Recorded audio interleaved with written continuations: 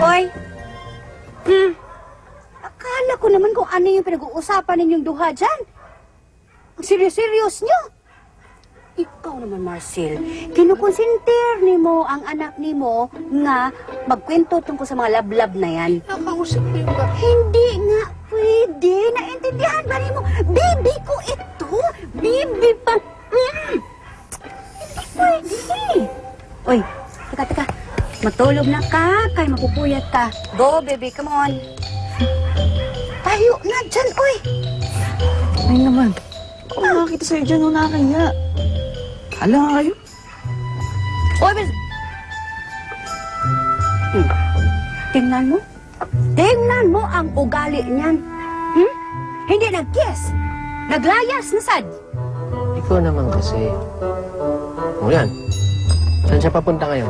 Ay! Kay Cindy. Kasi bibi ka ng bibi ka ng bibi. Allergic na yung bata ka baby mo.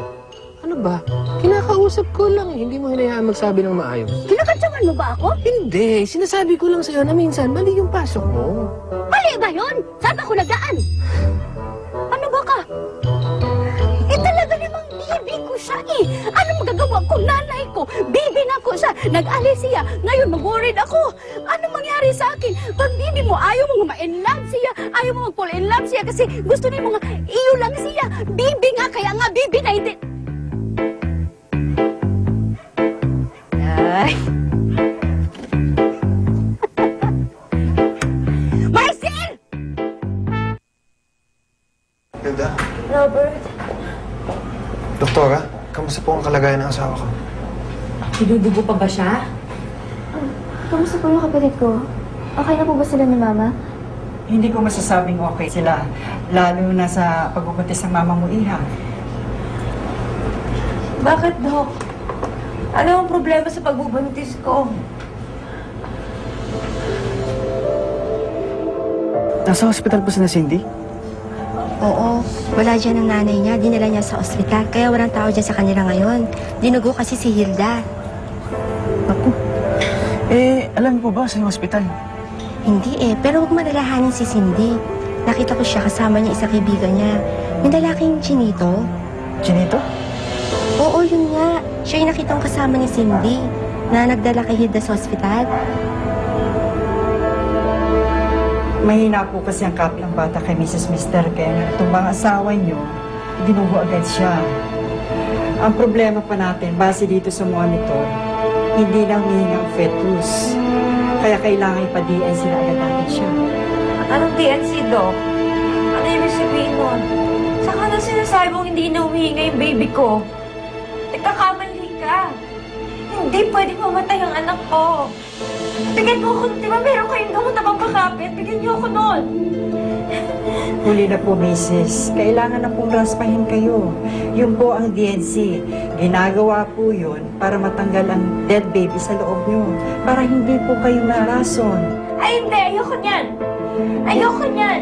Hindi pwede kunin yung anak ko. Uwi na ko. Mrs. Delikado po kung hindi makatingin sa inyo. Tama na po. Hindi ka naman yung Palestina. Kunin yung baby natin. Umuwi na tayo. Hindi ka na. Ayoko dito. Ayoko na magpagamot. Tigilan mo ako. Delikado, Mrs. Tigilan mo ako. Hindi mo pwede kunin ang baby ko. Umuwi na tayo. Ayoko na. Tigilan niyo ako. Ikaw, puwisit ka sa buhay ko. Aray. Hanggang nagkaganito ko sa lona mo lahat. Kaya ko sa nalaalisin yung baby ko dahil sa'yo. Aray, nabiyasan ko. Sinasadya. Hindi sinasadya. Dahil sa'yo, sa'yo, pag-ibig ko. Alam mo.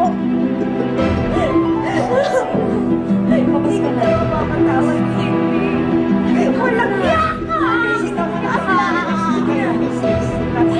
Tawag pa ka!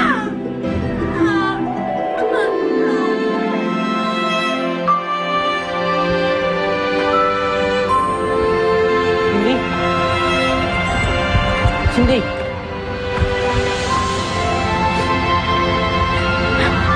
Tagal. Ginusto nila Daddy magkaanak. Tapos mawala din pala. Tapos ako pa yung magiging rason kung bakit namatay yung baby nila. Napatay ko yung kapatid ko. Sama ako.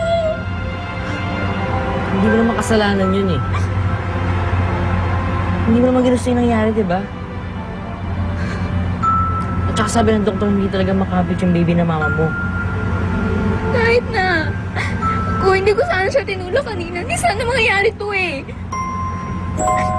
Sana hindi ko na lang pinagtanggol yung sarili ko. Sana pinabayaan ko na lang nasaktan niya ako, nabubugin niya ako. Kasi magkaganito, di ba?